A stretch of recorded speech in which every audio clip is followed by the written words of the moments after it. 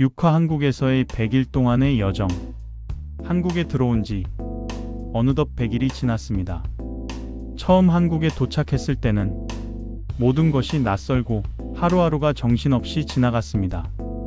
행정 절차를 하나씩 처리하고 생활에 필요한 것들을 갖추고 병원도 다니고 그렇게 지내다 보니 어느 순간부터 생활이 조금씩 자리를 잡기 시작했습니다. 오늘은 이 100일 동안 우리가 한국에서 실제로 얼마를 쓰고 살았는지, 그리고 그 비용이 어떤 구조 속에서 이어지고 있는지 조금 차분하게 정리해 보려 합니다. 먼저 말씀드리면 오늘 영상에서 나오는 모든 금액은 환율 1,400원을 기준으로 계산했습니다. 이 100일 동안 결제 수단과 상관없이 카드 사용, 현금 사용, 그리고 송금을 통해 사용한 금액까지 모두 합쳐서 다시 정리해보면 우리가 한국에서 보낸 100일 동안의 전체 비용은 총 7,300달러입니다. 한국 돈으로는 약 1,020만원 정도입니다. 이 숫자는 카드로 얼마를 썼는지, 현금으로 얼마를 썼는지를 따로 나눈 금액이 아니라 우리가 실제로 생활하면서 빠져나간 모든 비용을 합친 현실적인 금액입니다. 이 7,300달러는 매달 고르게 나간 비용은 아닙니다. 첫째 달에 비용이 가장 많이 나갔습니다. 한국에 도착한 첫 달에는 정착 과정에서 한 번씩 들어가는 비용들을 피할 수가 없었습니다. 행정 처리 비용, 생활에 필요한 물건들, 병원 방문, 그리고 생활 리듬을 만들기까지 여러 지출들이 한꺼번에 몰렸습니다.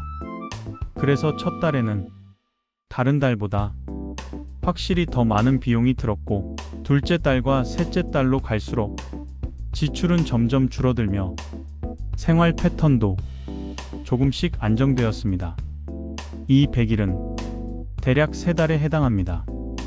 그래서 전체 비용 7,300달러를 월 기준으로 나누어 보면 한 달에 약 2,400달러 정도를 쓴 셈이 됩니다. 다만 이 평균에는 정착 초기 비용이 포함되어 있기 때문에 앞으로의 생활비를 그대로 보여주는 숫자라고 보기는 어렵습니다.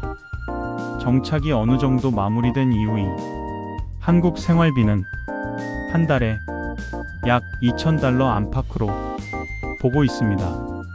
이 비용에는 식비와 생활용품, 교통비와 의료비, 아파트 관리비, 그리고 초기 정착 과정에서 들어간 비용들이 모두 포함되어 있습니다. 첫 달에는 관리비를 내지 않았고, 둘째 달과 셋째 달에는 각각 40만원씩 총 80만원이 관리비를 부담했습니다. 우리는 한국에서 집을 새로 구하지 않고 가족과 함께 살고 있습니다.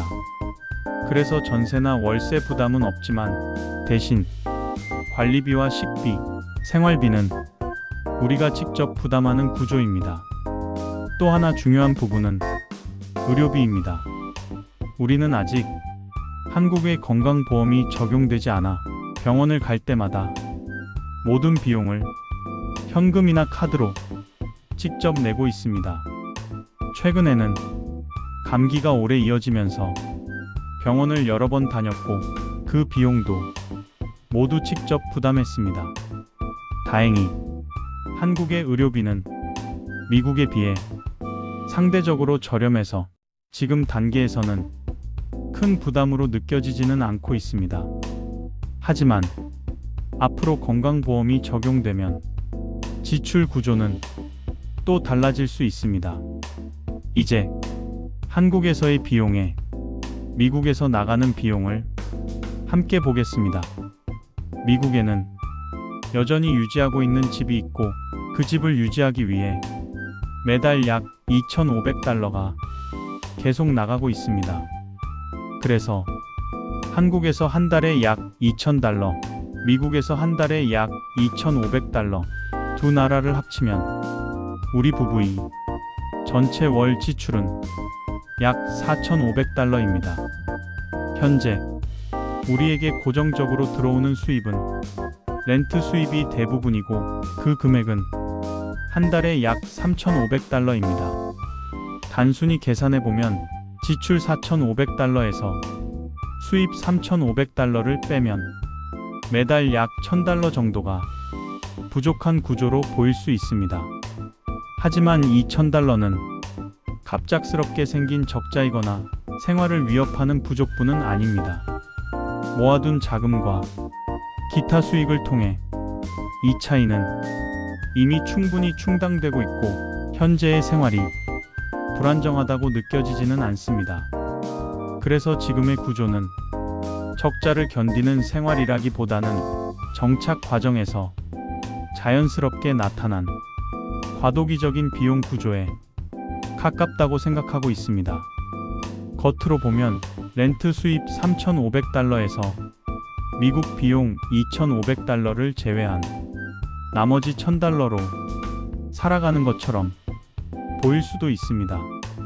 그래서 천불살기라고 하는 것처럼 들릴 수도 있지만 처음부터 그 금액을 목표로 시작한 것은 아니었습니다. 살아보면서 비용 구조를 정리하다 보니 결과적으로 그렇게 보이게 된 것에 가깝습니다. 이 100일의 기록은 우리에게 분명히 말해줍니다. 천불살기는 무조건 적게 쓰는 실험이 아니라는 것. 중요한 것은 얼마를 쓰느냐가 아니라 한국과 미국 두 나라에 걸친 삶 속에서 비용을 어떻게 감당하고 어떤 구조로 다음 단계를 준비하느냐라는 것. 이 100일은 그 방향을 확인하기 위한 중요한 기준점이 되었습니다. 다음 화에서는 만약 우리가 한국에서의 생활을 계속할 수 없고 다시 미국으로 돌아가야 한다면 어떤 선택들을 하게 될지에 대해서 조금 더 솔직하게 이야기해 보려 합니다. 감사합니다.